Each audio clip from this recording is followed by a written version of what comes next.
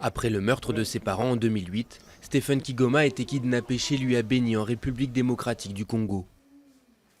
Ses ravisseurs l'ont emmené dans un camp militaire où il a été violé à de nombreuses reprises, jusqu'à ce qu'il réussisse à s'enfuir en Ouganda une semaine plus tard.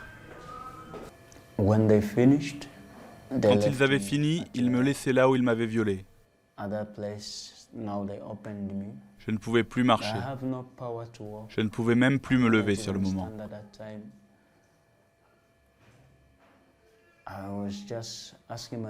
Je me disais que j'aurais préféré qu'ils me tuent plutôt qu'ils me fassent subir ça. Depuis le début des années 90, l'Est du Congo est le théâtre de combat entre l'armée et des groupes rebelles qui s'attaquent régulièrement à la population. Le viol de femmes mais aussi d'hommes est régulièrement utilisé comme arme de guerre pour humilier, soumettre ou faire fuir les habitants des villages. Le docteur David Ndola a soigné plus de 300 victimes de violences sexuelles dans sa clinique de Kampala.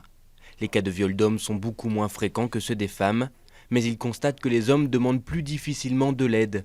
Beaucoup craignent d'être perçus comme faibles ou stigmatisés comme gays dans une société profondément homophobe. Le problème numéro 1, c'est le manque de compréhension. Mais il y a aussi le cadre juridique qui n'est pas favorable aux personnes considérées comme homosexuelles.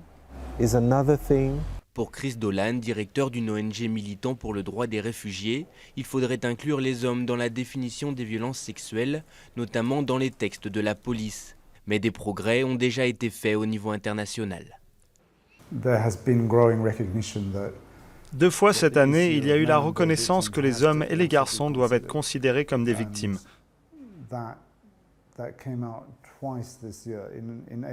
En avril, durant le G8, le ministre des Affaires étrangères a même déclaré qu'il faut être compréhensif pour aider les femmes, les filles, mais aussi les hommes et les garçons.